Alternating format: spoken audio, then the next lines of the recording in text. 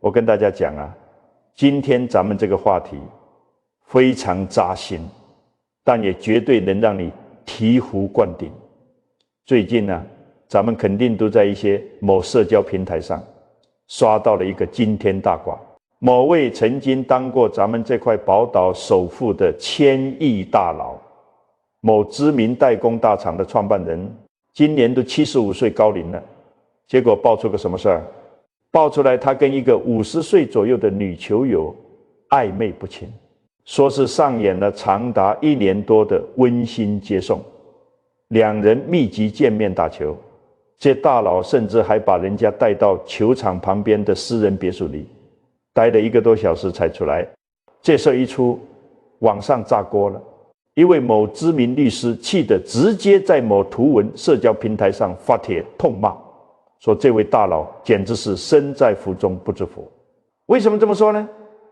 诸位啊，你们想一想，这位千亿大佬的家里头可是有一位比他小了整整24岁的原配娇妻，两人结婚18年，生了3个孩子，平时在媒体镜头前那叫一个恩爱甜蜜。这原配保养得像个仙女一样，年轻漂亮大方。有人就纳闷了，这位大佬钱多到几辈子花不完，家里老婆又美若天仙，自己都7老80了，咋就还管不住那条腿呢？难道真的是印证了那句俗话，家花不如野花香？现在的人啊，都不懂这背后的玄机，很多人跑去骂那个女球友，或者去同情那个原配。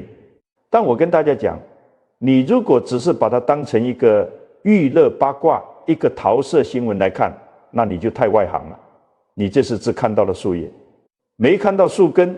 在咱们懂易经、懂命理的人眼里，这哪是什么简单的出轨，这分明是一部活生生的人性阴阳消长图。老祖宗的智慧早就把这种千亿大佬的桃花劫给看透了。今天咱们不急着去批评谁，也不去八卦那些下三滥的细节，我就用咱们易经里最核心的道理，给大家把这件事揉碎了、掰开了讲清楚。听懂了，你对人性的认知绝对能拔高好几个层次。首先，咱们来回答第一个问题：为什么人拥有了名声、财富、美满的家庭，最后还是会跨出那罪恶的一步？易经里头有一句最核心的话，我希望诸位今天哪怕别的不记，也要把这4个字刻在脑子里，那就是物极必反。什么叫物极必反？人生啊，就像那太极图，黑白2条鱼互相追逐，阴长阳消，阳极生阴。当一个人的财富、权力、社会地位达到了一个绝对的巅峰，这就是阳气旺盛到了极点。你们要明白，凡事只要到了极点，它就一定会往反方向走，这是天道，这是大自然不可抗拒的规律，谁也逃不掉。哪怕你是千亿首富，对不对？财富到了极点，如果你这个人的德行和修为没有跟着涨上去，压不住这股庞大的能量，那这股多出来的能量往哪走？它就会变成一种极度膨胀的欲望，也就是命理学里讲的阴魔或者是烂桃花煞。咱们老祖宗还有一句至理名言，叫厚德载物。我经常给大家打这个比方，你的福报、你的财富就像是一大盆水，而你的品德、你的修为、你的心性就是装这盆水的那个杯子。你一个普通人的杯子装个几十万几百万，稳稳当当的没事。可是这位大佬呢，他手里端着的是几千个亿的水啊！如果他的德行这个杯子不够大、不够结实，这水就一定会溢出来，把杯子给撑破。怎么撑破？往往就是通过一些常人看起来极其匪夷所思的低级错误、桃色风波来消耗掉他的福报。你看报道里怎么说的？那个50岁的女球友到处跟身边的人炫耀，说只要对这位千亿大佬甜言蜜语，崇拜他，崇拜到疯狂粉丝的地步，就能从他那里捞到大把的好处。诸位记住了啊，这才是问题的核心。这说明什么？说明这位大佬到了这个年纪，他缺的是女人吗？根本不是，他缺的是一种唯我独尊的幻觉。他一辈子在商场上呼风唤雨，他太享受那种别人把他当神一样仰望的感觉了。家里那位原配跟他过了18年柴米油盐，早就知道他是个凡人，哪还能天天像个脑残粉一样崇拜他？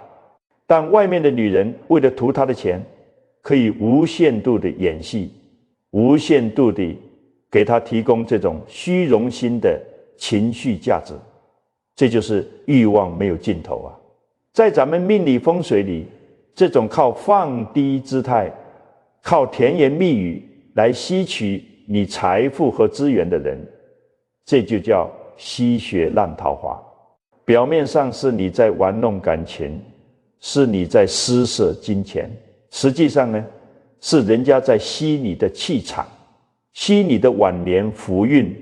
所以为什么我说钱多到花不完，却管不住自己？因为当人站在权力财富巅峰的时候，他往往会产生一种错觉，觉得自己可以凌驾于规则之上，觉得自己无所不能。这在易经的乾卦里叫什么？叫亢龙有悔。飞得太高的龙，高处不胜寒，不知进退，最后必然要招致灾祸和悔恨。命运就像一条河流，你改变不了流向，但能改变自己的位置。可惜的是，很多人在顺境里待久了，就忘了水是会淹死人的。你看啊，这个道理其实不难懂，对不对？但偏偏就是有人在局中迷失了方向。那么在传统的八字命理学里，这种男人一有钱就变坏的现象，到底有没有理论依据？到底是什么样的命局，让富豪圈里充满了这种红粉知己的荒唐事？咱们老百姓平时总爱骂一句话，叫男人有钱就变坏，对不对？很多人以为这就是一句气话，是那些没钱的穷小子酸有钱人的话。但我跟大家讲，你如果去翻翻咱们老祖宗留下的八字命理学，你就会发现这句话不仅是对的，而且它是一条千古不变的玄学铁律。为了让诸位彻底明白这背后的道理，我今天就用最直白的大白话给大家拆解一个八字命理中的专业词汇：财多必破印。你们仔细听好啊，这个知识点非常重要，懂了你就看懂了全天下男人的心思。在咱们传统的八字命理中，五行讲究相生相克，对一个男人的命局来说，有一个极其特殊、极其巧妙的设定。男人的财运和桃花在八字里是同一颗心。诸位啊，你想想老祖宗这智慧有多可怕。在八字里叫做我克者为财，什么意思呢？就是你凭借自身的能力和精力去掌控、去征服东西，就是你的财星。对于男人来说，金钱财富是你征服来的，而女人、妻子、情人也是你用精力去征服来的。所以在男人的命理世界里，钱就是女人，女人就是钱，两者是完全等号的。你明白了这第一层，咱们再来讲第二层。什么是印？在命理学里，印指的是什么？印就是大印，是印章，引申到一个人身上，它代表着你的名誉、你的底线、你的道德观、你的面子，以及保护你的那层力量。你可以把印理解为一个人的良知和社会声誉。那么问题来了，五行之中，财天生就是克印的，这就叫财克印。我给大家打个比方，你们一听就懂。你的良知、道德和名誉就像是一座坚固的大地，而你的财富和外面的诱惑就像是大江大河里的水。如果一个男人只有普通人的财富，也就是水流平缓，那这水非但冲不垮大地，还能滋润庄稼，这就是家庭和睦，夫妻恩爱。可如果这个男人的财富积累到了1000亿级别呢？诸位啊，那就是滔天巨浪，是特大洪水啊！当这滔天巨浪疯狂涌来的时候，如果这个男人的印没有修炼得像钢铁长城一样厚实，结果会怎样？嗡的一声，堤坝就塌了，良知被冲破了，底线被冲垮了，名誉也不要了，这就叫财多必破印。现在你再回头看看那位75岁的某1000亿大佬，他为什么到了这个岁数还会跟50岁的女球友在别墅里待那么久，还会被人家到处炫耀？这就是典型的财多破印。他的钱太多了，多到那股财星的能量他根本把控不住了，这股能量无处发泄，就自然而然的转化成了烂桃花，跑来反噬他的名声和晚节。其实啊，你们去看看整个商界富豪圈，这种情况还少吗？过去这些年，那些叱咤风云的企业大佬身边，什么时候缺过所谓的红粉知己？我给大家盘点盘点，当然咱们不点名，懂的人自然懂。你看当年咱们某顶级塑料集团的太子爷，为了一个20多岁的女大学生，闹得满城风雨，连1000亿帝国的接班人都不当了，非要跟人私奔，最后被自己老父亲扫地出门。你再看某电缆大厂的前董事长，公司都快破产了，欠了一屁股债，身边照样围绕着一堆名媛，年轻女孩换女人比换衣服还勤快。还有某老字号食品集团的老当家，晚年身边常伴着一位前女艺人。这位女艺人是谁啊？说出来吓一跳，她就是某位已经跌落神坛的流行天王的前岳母。诸位啊，你看这些活生生的例子，哪一个不是身家100亿、1000亿？哪一个没有所谓的社会地位？可是为什么他们身边总是缠绕着这些年轻的神秘的女性友人？很多人说，哎呀，他们是遇到了真爱，或者是他们有心理问题。我跟大家讲，根本不是。在咱们懂命理的人看来，这就是他们命局里的财星太旺，旺到了失控的边缘。当一个人被财星，也就是金钱和女色彻底控制的时候，他就不再是他自己了，他成了欲望的奴隶。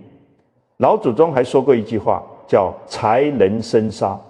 这个杀就是七杀星，代表着灾祸、压力和身败名裂。你以为这些大佬是在享受其人之福？错，他们是在走钢丝。这些所谓的红粉知己，在命理上就是一把无形的刀。今天他们能给你提供甜言蜜语，让你觉得自己是个大英雄，明天他们就能因为分赃不均或者一句不合，把你的老底全抖落出来，让你的名誉扫地，让你的帝国动荡。这就是易经里讲的阴阳平衡。你以为你占了便宜，其实天地间的能量守恒招呢。你在这边透支了你的福报去享受烂桃花，那边就一定会拿你的名声、你的家庭甚至你的健康来偿还。所以诸位记住了啊，男人有钱就变坏，这不是道德绑架，这是命理学上最深刻的警告。想要不被金钱反噬，唯一的办法就是修印，也就是修你的德行，读圣贤书，做大善事，把你的道德堤坝筑得比你的财富还要高。讲到这里，肯定有人要问了，那既然这些富豪都在外面有烂桃花，他们家里的原配老婆是傻子吗？为什么那位75岁大佬的原配被某网红律师强烈建议绝对不要离婚呢？难道就只是为了钱，连尊严都不要了吗？新闻爆出来之后，大家都盯着那位75岁的某千亿大佬和那个女球友看，但是有一位专门打离婚官司的某网红大律师，在某社交平台上发了一大篇长文。这大律师直接放话了，他说如果他是这位大佬原配妻子的代理律师，他给出的终极建议是3个字：绝不离婚。很多普通人一看这个建议，气得直拍大腿呀！哎呀，这都欺负到头上来了，外面彩旗飘飘的，这原配明明比那男的小了24岁，长得美若天仙，又有气质，凭什么要咽下这口气？难道成人的世界里就真的只谈利益不谈感情了吗？为了钱连女人的尊严都不要了吗？诸位啊，如果你也是这么想的，那我只能说你还没看透这个世界的底层逻辑，你还不懂咱们易经里最精妙的阴阳平衡之道。今天我就用老祖宗的智慧给大家解开这个不离婚背后的惊天气场博弈，你听懂了以后，不管遇到什么烂桃花、感情危机，你都能像这位正宫娘娘一样稳坐钓鱼台。首先我们要明白，婚姻在咱们易经命理中到底是个什么东西。很多人以为婚姻就是爱情，是风花雪月。我跟大家讲，错在易经的卦象里，天地交泰，阴阳和合，方能生生不息。婚姻是人世间最极致的一次阴阳重组。一段长久的婚姻里包含了2个部分，一个是阳，代表着感情、爱情、情绪价值、精神共鸣，这些是看不见摸不着但能感受到的东西。另一个是阴，代表着什么？代表着财产、利益、孩子、社会地位、家族传承，这些是实打实的物质基础。普通的夫妻往往是阳多阴少，大家图个互相陪伴。但是到了千亿富豪这个级别，诸位记住了啊，他们的婚姻早就不是简单的谈情说爱了，那是一个巨大的利益共同体，是2个庞大能量场的结合。你看那位大律师是怎么分析的？律师把现实扒得干干净净，因为这位大佬和他的原配在当年结婚之前就已经签了协议，实行的是夫妻分别财产制。这意味着什么？意味着如果在婚姻存续期间大家相安无事，你还是千亿阔太。可一旦你赌气拍桌子说老娘受够了，我要离婚，对不起，你分不到他名下那庞大帝国的1分钱。有人说，那我可以去告那个小三，告他侵害配偶权。律师说了，你去告，赔偿金少得可怜，而且就算要赔，绝对也是那个千亿大佬掏腰包替小三出钱。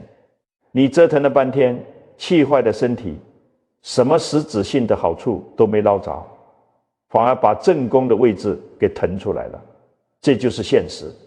但是如果咱们用易经的思维来看，这位律师给的建议简直就是最高明的风水阵法，这就叫以静制动，稳固中宫。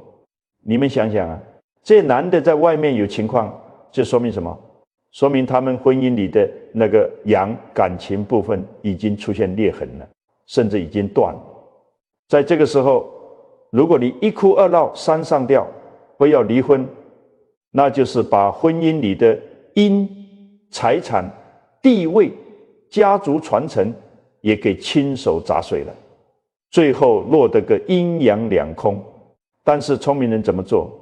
易经坤卦里讲，地势坤，君子以厚德载物。坤卦的特性是什么？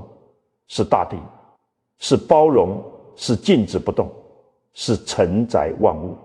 既然感情已经靠不住了，那我就死死守住我的利益和地位，我就在正宫这个位置上扎下根来，一步也不退。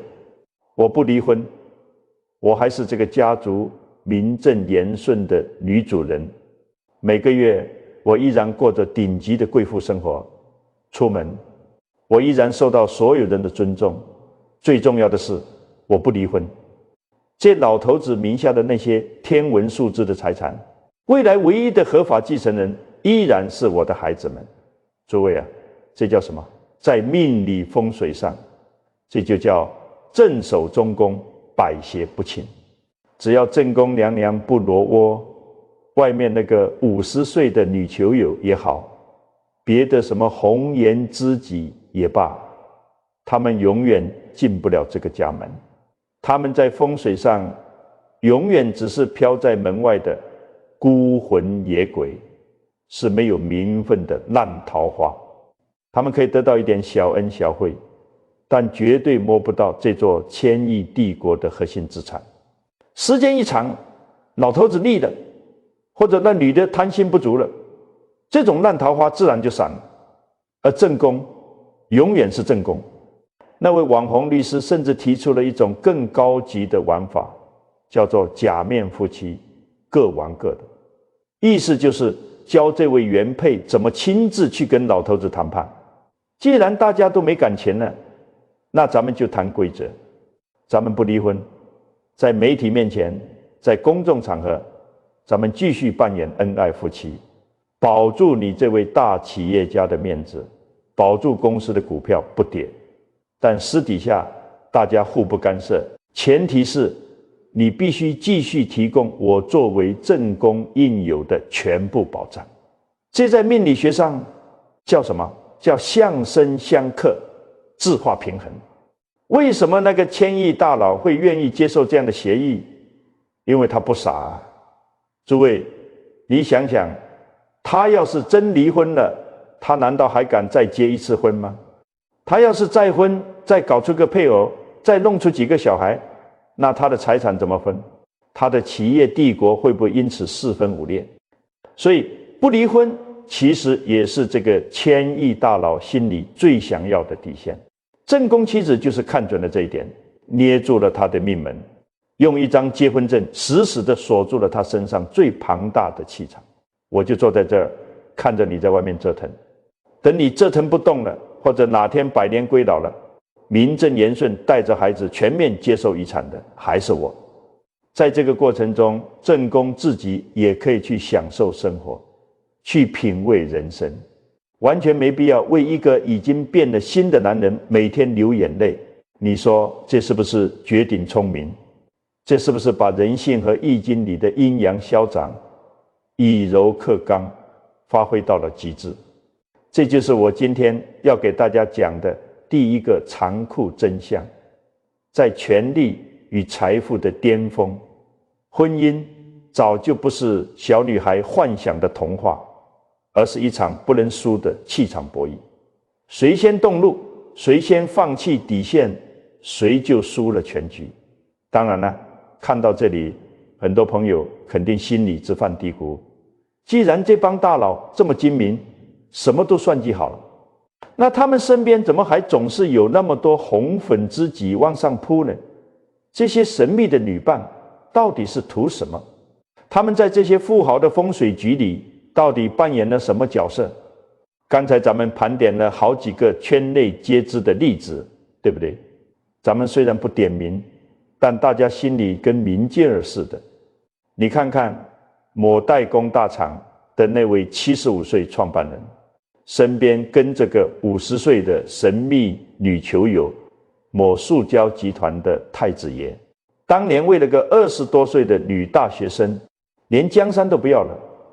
某科技大厂的董事长身边常年带着个30多岁的女密友。某知名健康集团的董事长跟某位名媛走的那叫一个近。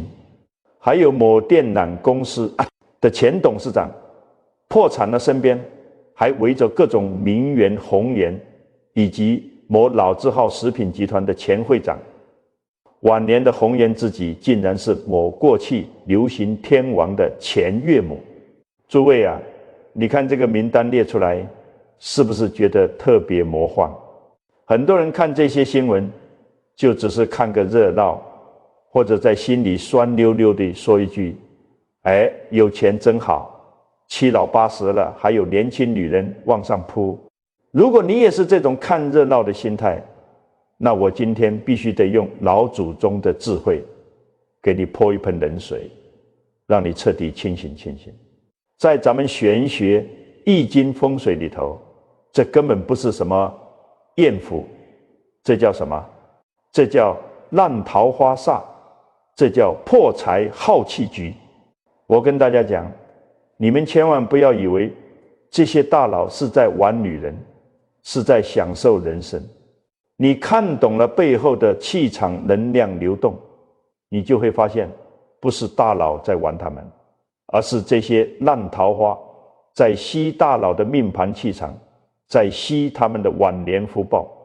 这个道理啊，我必须给大家重复讲，反复讲，讲到你们骨子里去。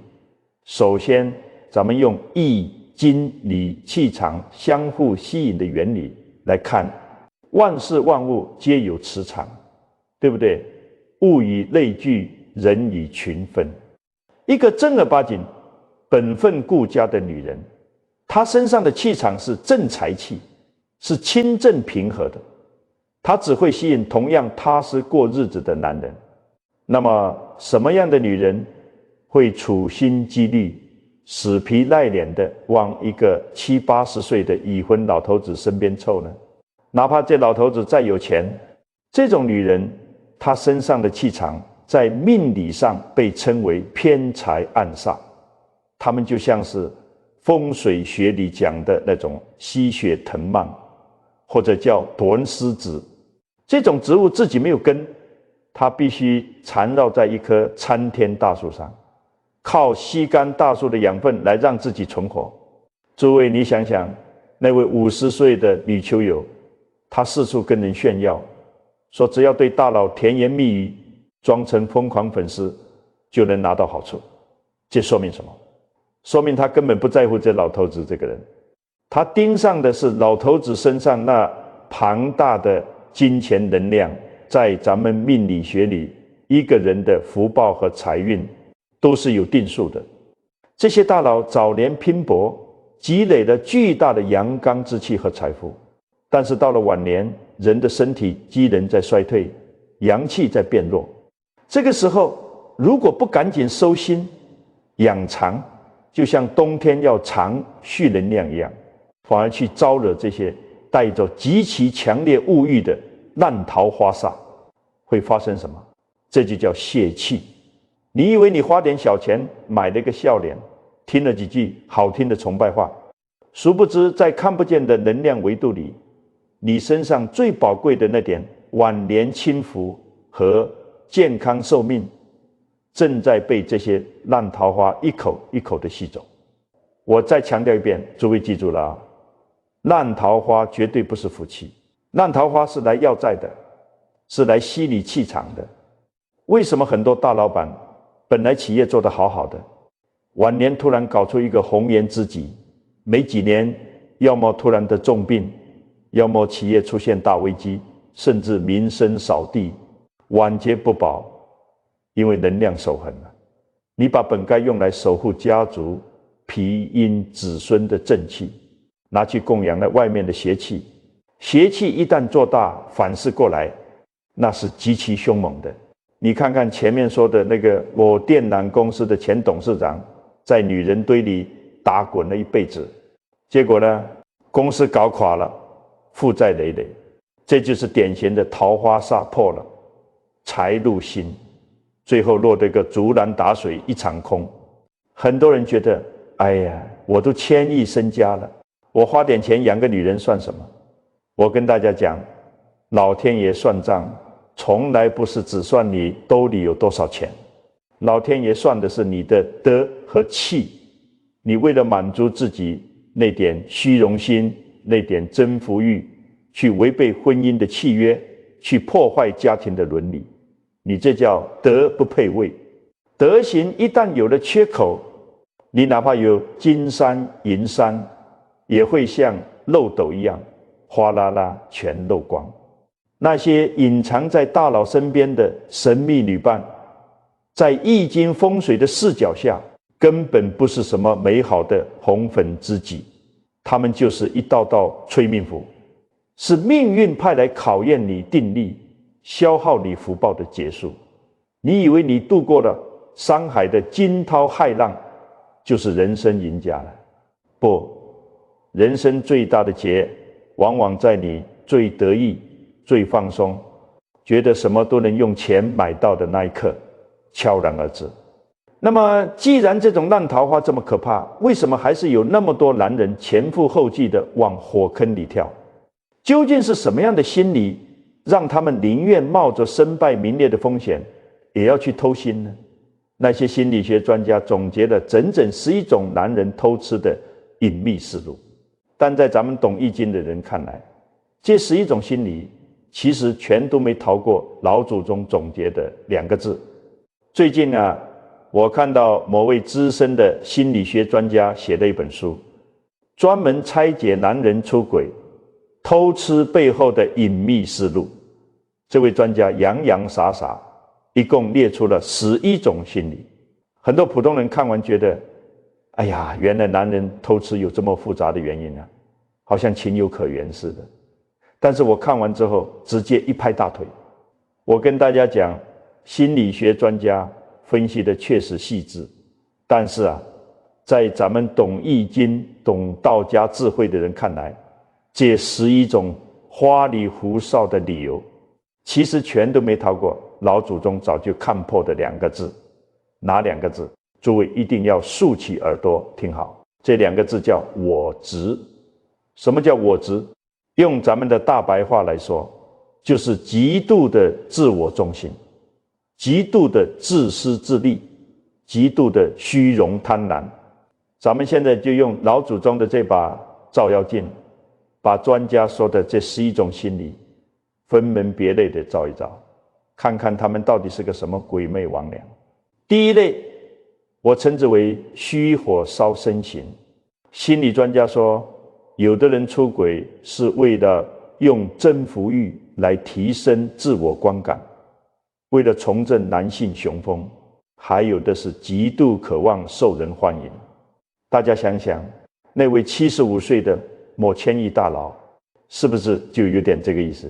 女方对他崇拜到疯狂粉丝的地步，他就觉得很受用。在命理学里，这叫什么？这叫五行里的虚火太旺。这种人其实他根本不爱外面那个女人，他爱的是他自己。他把女人当成了战利品，当成了证明自己我还行，我很有魅力的工具。他需要在别人的羡慕嫉妒恨里找存在感。一旦外面那个女人彻底臣服了，他可能转头就觉得没意思了，毫不留情地把人踹开。诸位啊，这种极度的自我中心，就是在疯狂消耗自己的福德啊！你拿别人的真情或者肉体来填补你内心的空虚，这在玄学上是造了极大的业障，迟早要还的。第二类，我称之为玩火自焚型。专家怎么说的？有的人把情人当玩具，喜新厌旧，类型越多越好。还有的人更奇葩，把感情当成投资，要分散感情风险，同时交往5、6个，生怕被一个人吊死。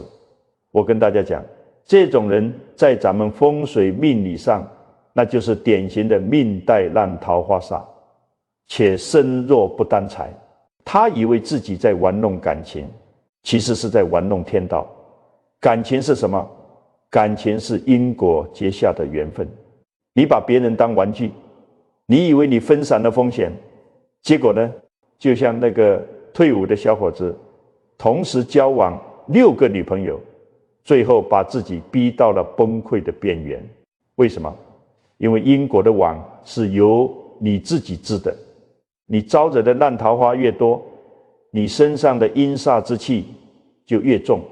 你以为你在玩耍，殊不知这些烂桃花的怨气索取，最后都会像绳索一样死死勒住你的脖子，让你身败名裂，万劫不复。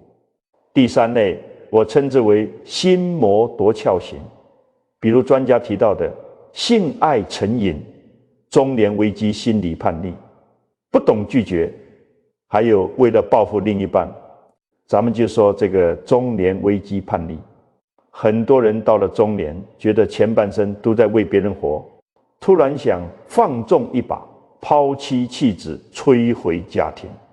在易经里，人到中年本该是走入艮卦或者坤卦的阶段，讲究的是什么？是像大山一样稳重，像大地一样包容。这个时候你突然搞叛逆，这叫阴阳颠倒，心魔乱舞。还有那种不懂拒绝的，人家一表白就半推半就，最后集邮一样搞了一堆情人，不知道怎么收场。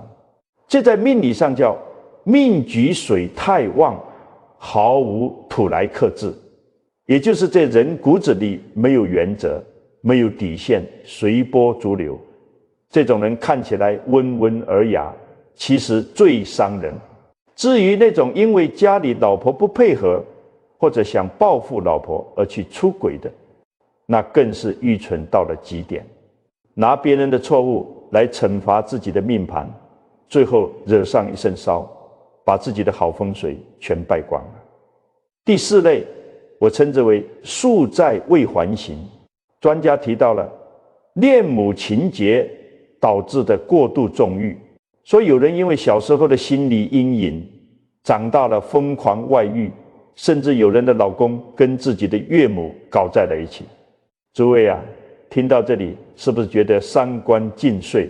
但在咱们玄学里，这种极其违背伦理常纲的事情，往往都带着深重的冤亲债主的影子。这不仅仅是心理问题，这是前世今生积累下的恶缘，是命运里最凶险的劫煞。这种人如果不靠大修行、大忏悔去化解，这一生绝对是悲剧收场。所以诸位啊，你们现在看明白了吗？不管心理学家分了多少种情况，用了多少专业的名词，本质上是什么？本质上就是人的贪和妄，是人控制不住自己那颗被欲望蒙蔽的心。很多男人东窗事发后，不仅不认错，还理直气壮地觉得我只是犯了全天下男人都会犯的错，觉得自己为什么不能被原谅。我跟大家讲，天道是公平的，你可以骗得过老婆，骗得过媒体，但你骗不过你自己的命盘，骗不过天地间的因果。你以为出轨只是短暂的激情，错，每一次出轨都在你的命运日记本上狠狠地记下了一笔黑账。当黑账积累到一定程度，哪怕你是千亿富豪，你的气数也会瞬间崩塌。那么问题来了，如果咱们普通人不幸遭遇了另一半的这种烂桃花劫，或者咱们自己感觉身边的气场不对，早招惹这些烂桃花，我们该怎么办？难道只能听天由命吗？前面咱们把那些千亿大佬的心思、小三的算盘，以及人性里最阴暗的我知都扒得干干净净了。但是光看透还不行啊！咱们老百姓过日子最关心的是，万一这种烂桃花煞落到了咱们自己头上，或者发现老公非老婆最近气场不对，总招了些不三不四的人，咱们到底该怎么办？难道只能像个怨妇一样，天天一哭二闹三上吊吗？我跟大家讲，千万别那么干。你一哭一闹，你的气场就乱了，正宫的磁场一破，那些烂桃花正好趁虚而入。今天我就把古人留下来的极其管用的斩烂桃花、稳固正宫气场的实操秘诀教给你们。不用你去花大价钱请什么大师，只要照着我说的这几点，把你自己的家里，把你自己的气场调理好，保准让那些邪门歪道退避三舍。诸位记住了啊，这三大秘诀咱们一个个来讲飞。第一招，清理桃花阵。卧室风水是关键，你们要明白，婚姻好不好，首看卧室风水。卧室那是夫妻两个人阴阳交汇的最核心阵地。很多人的婚姻出问题，你都不用看八字，去他家卧室一看，必定是一塌糊涂。如果你的另一半最近烂桃花多，你赶紧回家去查卧室。有两样东西打死也不能放在卧室里。第一样叫空花瓶，很多人图好看，买个漂亮的大花瓶摆在卧室床头或者梳理台上，里面什么也不插。诸位啊，在风水里，空花瓶叫什么？叫虚受之气，它像个黑洞一样，专门招惹外面那些虚情假意、没有结果的烂桃花。你摆个空花瓶，就等于在给外面的邪气招魂了。赶紧收起来，或者里面放上硬币，用红纸封口。第二样叫假花或者干花。现在的人懒，不愿意养真花，就在卧室里摆一大盆塑料花、绢花。你听听这名字，假花摆在夫妻卧室里，这不就预示着感情里要出现虚情假意、逢场作戏吗？干花更糟，干花是死物，带着衰败之气，不仅招烂桃花，还吸你们夫妻的活气。卧室里要保持整洁明亮，不要堆放杂物，特别是床底下千万别塞得满满当当的。床底下越空，你们夫妻之间的气场流转就越顺畅，烂桃花就越没地方扎根。回第二招，止住漏水煞，守住财运和真情。我跟大家讲过，在男人的命理里，财和女人是一回事。在风水里呢，水就代表着财，同时也代表着人的情感、情欲。如果你的另一半在外面乱花钱，或者跟别人有暧昧，你马上去检查你们家的水龙头、马桶、下水管道，看看有没有漏水、滴水的地方。很多家庭水龙头滴滴答答地漏，觉得心疼那点水费是小事，懒得修。诸位啊，在风水里，这叫漏水煞。水龙头滴滴答答，就代表着你们家的财气在一点点往外漏，同时也代表着你另一半的情在往外溢。他的心思已经不在家里了，顺着水管子流到外面找别人去了。发现有漏水的地方，立刻找人修好，拧得死死的。这在玄学上叫截断外流之气。你把家里的漏水点堵住了，它在外面的那些烂账、烂桃花，慢慢也就断了供养，自然就枯萎了。这道理，对不对？回第三招，修炼坤土地，正宫气场的终极降维打击。前面两招是外在的风水，这第三招也是最核心的一招，是调整你自己内在的气场。很多人发现另一半出轨，第一反应是什么？是查手机，是跟踪，是大吵大闹，是到处找人诉苦。我跟大家讲，你越是这样，你的气场就越弱，你就越像个疯婆子。那个男人一看，哎呀，家里这个像母老虎，外面那个温柔体贴，他的心就彻底骗过去了。真正厉害的正宫怎么做？咱们要学易经里的坤卦。坤卦代表大地，特性是什么？是厚德载物，是安静，是包容，是不动如山。你发现它不对劲了，首先管住嘴，稳住心，绝对不要歇斯底里。你突然变得极其冷静，该吃吃，该喝喝，该打扮打扮。你这种深不见底的安静，会反过来给他造成极其巨大的心理压力。他会摸不透你到底知道了什么。他会开始慌。其次，调整你的穿着打扮，少穿那些轻浮的花里胡哨的衣服。正宫娘娘要有正宫的威仪，多穿大地色系稳重的纯色系衣服。在玄学里，土是克水的，水代表泛滥的情欲和烂桃花。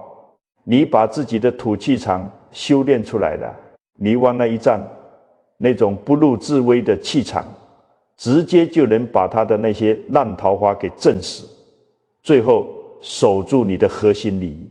就像前面那个千亿大佬的原配一样，感情如果真的千疮百孔了，不要急着把家砸了，只要你是他合法的配偶，你就是这个家风水局的正眼。你不让位，小三永远是上不了台面的阴谋。你把所有的精力拿来提升自己，拿来教育孩子，拿来掌控家里的财政大权。诸位啊，最好的防守是反击，最高级的反击是无视。当你自己变得无比强大，像大地一样厚实的时候，那些围着它转的苍蝇蚊子根本就进不了你的身。你看古人的智慧是不是特别实在？没有那些云山雾罩的虚词，全都是教你怎么在现实里稳住阵脚，反败为胜的兵法。好了，咱们从千亿富豪的八卦一路讲到了命理风水，讲到了怎么调理咱们自己的家。最后我要给大家做个大总结，这也将是我们今天最重要最升华的一部分。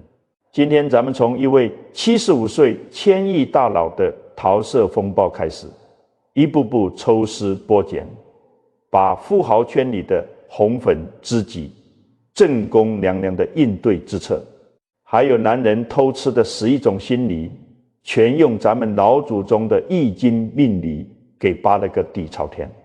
好了，讲了这么多，我知道你们平时每天刷某短视频平台、某图文平台，看的信息太多太杂，记性不好，过眼就忘。我今天就像个操心的老长辈一样，在这里在最后啰嗦一遍。接下来这几个命理真相和风水禁忌，你给我竖起耳朵听，一定要刻在脑子里。这些全都是古人几千年总结出来的血泪智慧，绝对不是瞎说。第一，你一定要记住物极必反这4个字。物极必反，诸位，不管你今天多有钱多有势，只要你狂妄自大，觉得全天下你最牛，你的福报就到头了。那些千亿大佬为什么老是在桃花上栽跟头？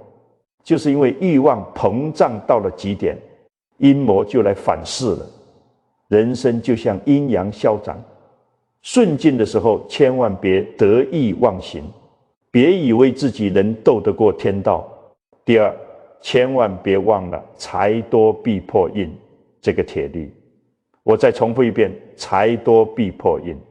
当外面的诱惑像洪水一样涌来的时候，如果你的印，也就是你的底线，你的良知，你的修为不够厚实，你100%要身败名裂。男人一有钱就变坏，这不是借口，这是命理学上最凶险的劫煞。你想守住钱，就必须先修好你的德。第三，碰到烂桃花、正宫，绝对不要自乱阵脚。记住了，不管外面怎么闹，只要你不离婚，你就是镇守中宫的定海神针。你把财权和地位死死握在手里，用坤卦那种不动如山、厚德载物的气场去对付外面的残花败柳。你不动怒，他们就永远是进不了家门的孤魂野鬼。第四，这几个风水禁忌打死别犯，回家马上查你的卧室，空花瓶打死不能摆，那是招阴煞招烂桃花的虚气。假花干花打死不能放，那代表着虚情假意和感情枯萎。家里漏水的水龙头、下水管，打死也要马上修好，那叫漏水煞，漏的是你们家的钱，漏的是你另一半的心。这几点听完视频马上就去检查，立刻马上。但是诸位，咱们话又说回来，我今天教了你们这么多看人的方法，防小三的招数，调理风水的秘诀，这些有用吗？非常有用，但这都是术的层面。我今天真正想跟诸位掏心窝子说的话，也是我做这个频道给大家讲大白话易经的真正初心。你们一定要听懂，这世上最好的风水，其实根本不是你家里的摆设，而是你的人心。这世上最厉害的改命大法，根本不是什么算命看相，而是你的修为。你看那些千亿大佬，他们住的豪宅风水不好吗？他们请不到顶级的大师吗？为什么还是会栽大跟头？就是因为他们的心坏了，他们的修为压不住他们的财富了。咱们普通人也是一样，命运就像一条河流，你确实改变不了流向，但你能通过修炼自己的心性，改变你在河里的位置。你不去招惹那些贪嗔痴，不去贪图不属于你的烂桃花，你就永远不会被洪水卷走。诸位今天我把这些天机，这些老祖宗的智慧掰碎了讲给你们听。如果你听完觉得心里亮堂了，觉得原来世界是这么回事，那我恳请你做一件事，请把你今天学到的这些智慧分享出去。你要知道，把这个视频转发给你的亲戚、朋友、闺蜜，甚至是那些正在婚姻里痛苦挣扎的人。这不仅仅是分享一个八卦或者知识，你这是在救人啊！你这一个转发，可能就点醒了一个正在迷茫中的男人，挽救了一个即将破碎的家庭。你这一个转发，可能就让一个天天以泪洗面的原配妻子，突然找到了反击的力量，稳住了他们家族的气场。一个人改变了心性，就能影响一个家庭。一个家庭和睦了，就能改变整个家族的命运。这就是古人说的法布施你的每一次转发，你的每一次分享，都是在帮助别人认识自己，改变命运。这就是你在为你自己，为你的子孙后代积累无量功德。诸位相识就是缘分。你能把这么长的视频听到最后，说明你也是有慧根、有福报的人。如果我今天讲的这些大白话易经，这些命理真相对你有一丁点的启发和帮助，请动动你发财的手指，给咱们频道点个大大的赞，然后点击关注我。大家一定要在评论区里热闹起来。你可以在评论区留下你今天最大的感悟，或者写下一句为自己和家人祈福，斩断一切烂桃花，迎接正向好磁场。你不要小看这个评论区大家都在这里留下善念，留下感悟，咱们这么多人的正能量汇聚在一起，这就是一个极其强大的正向能量磁场。你在这个磁场里互动的越多，你沾到的福气就越旺。你的每一个点赞，每一次转发，每一条留言，都是在为你和你的家人积福聚气。